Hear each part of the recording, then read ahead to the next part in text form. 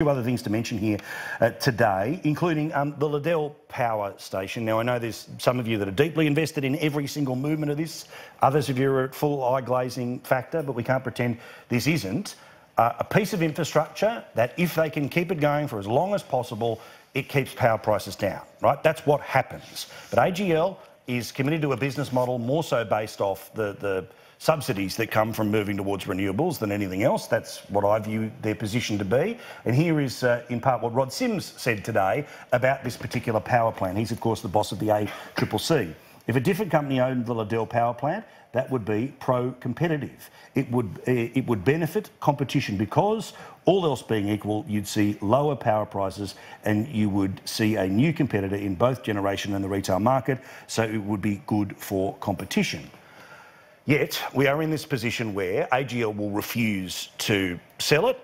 It's their right to refuse to sell it. That's the way things work.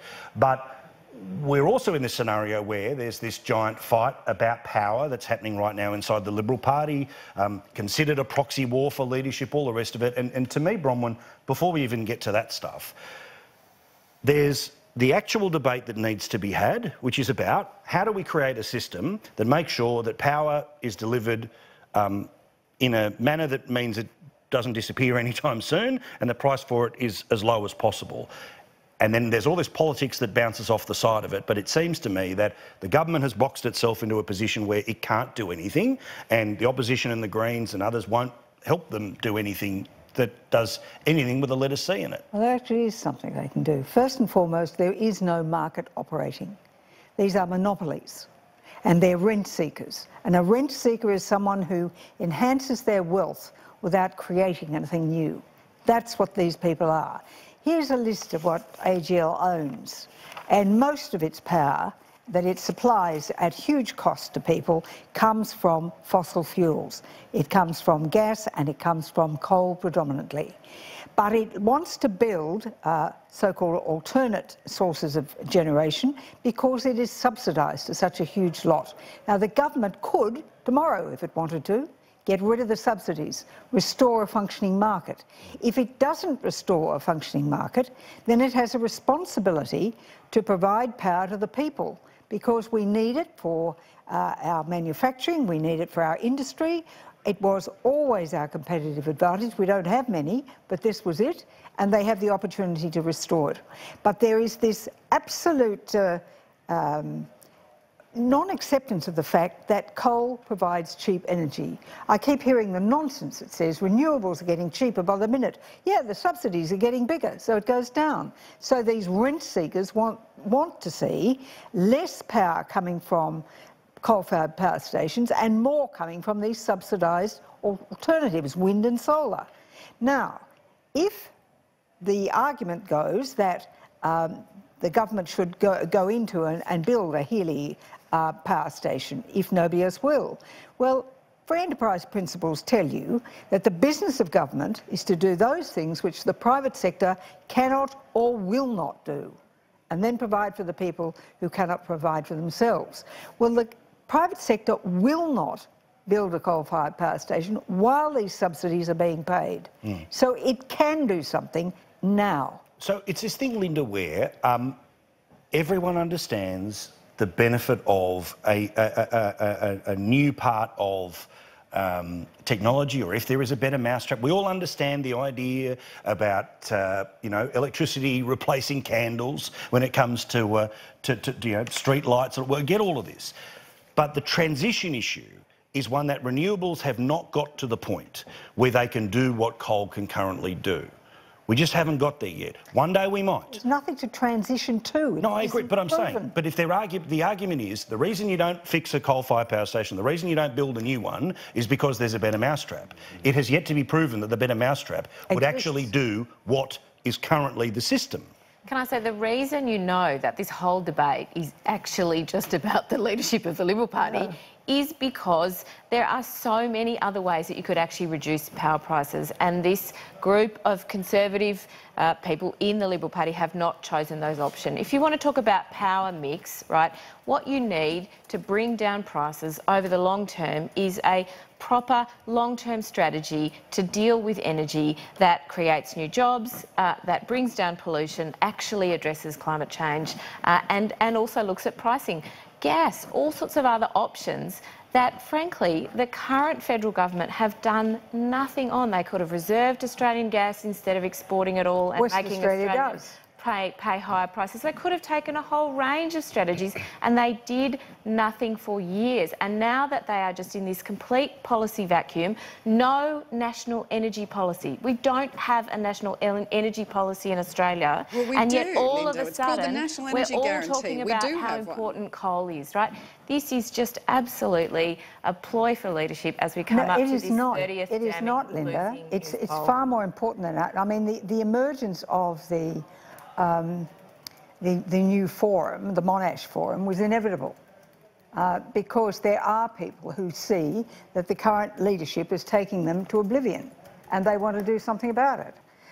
It was inevitable that was going to happen. But that doesn't take away at all from the importance of this debate about the country needing to have a cheap energy and reliable energy source.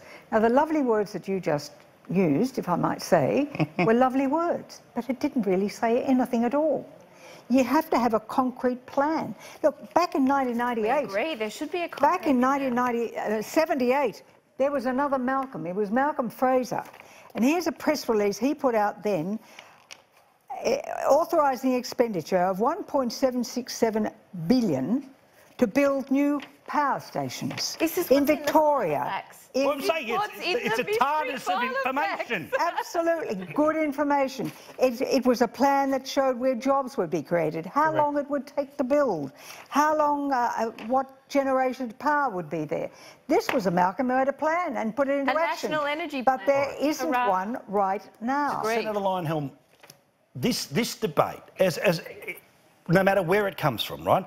Left, right, centre, traditional Liberals, Libertarian, wherever the heck it comes from, it feels that we can't have a debate that doesn't see someone try to redefine the terms of the debate all the times. I keep saying, and I just keep going back to the central position, not as some knuckle-dragging hater of Malcolm Turnbull pining for Tony Abbott to return to the leadership. I'm just saying it as consumer, which is, for God's sake, the lights have to stay on and the bill has to be as low as possible for as long as possible. Correct. What's wrong with this as the starting point? Excellent. I well agree. said. I agree, and I agree with Bronwyn on this issue too. This debate would have happened. I don't think it's primarily a leadership issue at all. I don't know if you saw Barnaby Joyce on 7:30 last night. You know, he put it very plainly as Barnaby can. I want the price to be about a half what it is now, and I want the lights to stay on. That is a simple thing. Now, I think also what Bronwyn said was it's necessary for the survival of the government to do that, or at least be able to show that convincingly that they're on the path to that. Otherwise, they won't be the government. Now, note that the Monash Forum is all government side. They don't want to be in opposition. They're saying, unless we do something about this, we will be in opposition. I think it's no more complex than that. But see, I respectfully disagree about the idea, Bronwyn, of and the Monash idea of if we don't do the right thing, we'll end up in opposition. The government that would replace them is the 50-50 renewable energy target government. It's not like the other mob is sitting there promising to build coal-fired power stations. They are promising a future way worse than what this government is currently putting on the table. So how does it become a zero-sum game that if we don't save ourselves from ourselves, we'll be punished by someone putting in someone worse than ourselves on this issue? So they're saying, please, please change so we win.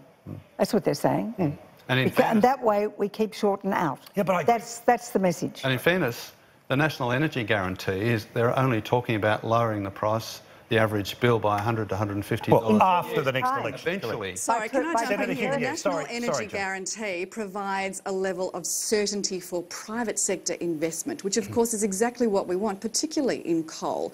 We've been talking about investment in new coal-fired power stations for some time. What the Monash Forum is talking about is public sector investment. What the National Energy Guarantee potentially can do is encourage private sector investment because it does remove those subsidies. But it doesn't does say when, remove Jane. those taxes. It doesn't say when. Well, it would be great if all the states would sign up to it, because that would at least give us a start date. All right. That's the about potential that it 2030. can bring. So there is a national energy policy. There is a number of things that have been done already, but the national energy guarantee is central to that. It certainly is technology neutral. There is nothing stopping coal-fired power stations being built under the national energy Except guarantee the subsidies. by the private sector, because the private sector has that investment certainty, and that's the most important point. All right.